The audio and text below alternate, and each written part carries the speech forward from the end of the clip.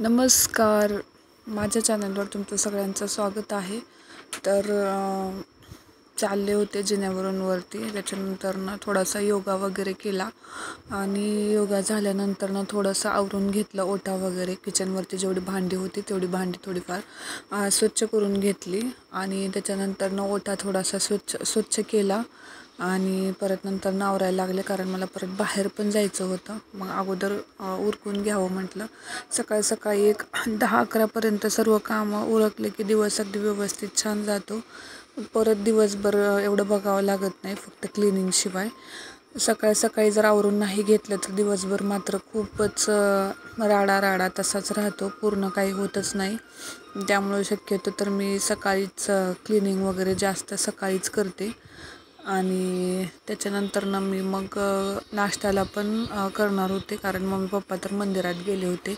ते येईपर्यंत मग म्हटलं सगळं आवरून घ्यावं, म्हणून मग मी पटपट आवरायला लागली.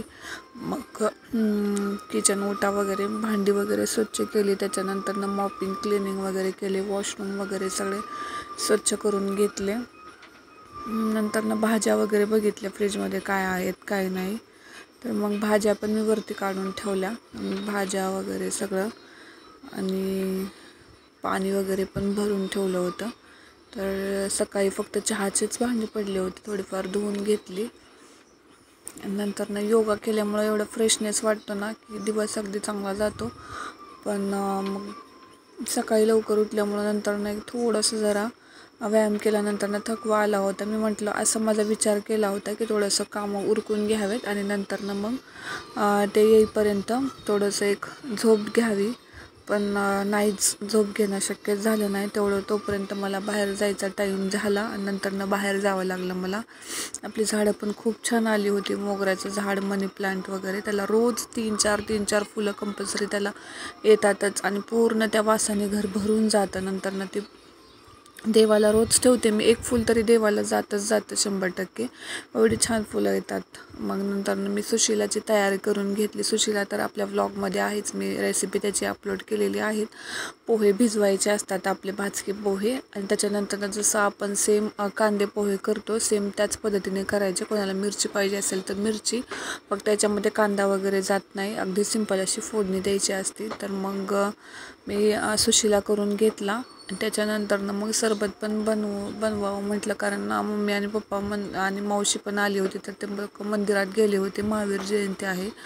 तर मी सकाळीच लवकर दर्शन करून आले होते आणि नंतर मग सुशिला केलं, क्लिनिंग वगैरे करून घेतली आणि मग सरबत बनवावं म्हटलं, कारण 11 वाजले होते ऑलमोस्ट. ऊन पण खूप झालं होतं. म्हटलं मग त्यांना आल्या घेऊ शकतील ते. मग त्यांच्यासाठी सरबत पण बनवून ठेवला. बीटचा सरबत आहे. बीट मम्मीने खिसून वगैरे त्याचं एक प्रीमिक्स बनवून फ्रीजमध्ये ठेवलेलं आहे. आयत्या वेळेस आपण ते बनवू शकतो. मी दाखवेल परत कधी बीटचं सरबत पण. आणि मग इथं मी नाश्ता वगैरे मी करून घेतला. माझा टिफिन वगैरे पॅक करून घेतला, कारण मी आता 11 वाजता गेली की ऑलमोस्ट मला 5-5:30 वाजतात यायला. मग मी टिफिन घेऊनच जाते. मग सकाळी सगळं उरकून वगैरे घेतलं आणि नंतर मग निघणार होते मी ऑफिससाठी. त्याच्या अगोदर सगळं उरकून घेतलं. मग मम्मी आल्यावर तिला पूर्ण व्यवस्थित क्लीन सगळं ओटा वगैरे सगळं व्यवस्थित ठेवलं होतं.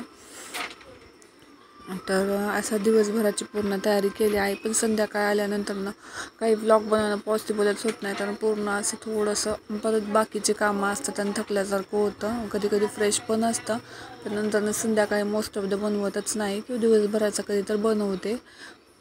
हा बीटचा सरबत आहे, त्याची रेसिपी मी कधीतरी दाखवील तुम्हाला. खूप छान टेस्टी लागतो हा सरबत. तर बीटचा सरबत मी इथे बनवला आहे. मी पण इथे नाश्ता करून घेतला, बीटचा सरबत घेतला आणि बाकी कुकर पण मी लावला होता. मग डाळ भात कुकर लावला. एवढंच आहे याच्यासाठी. बाय. Thank you for watching.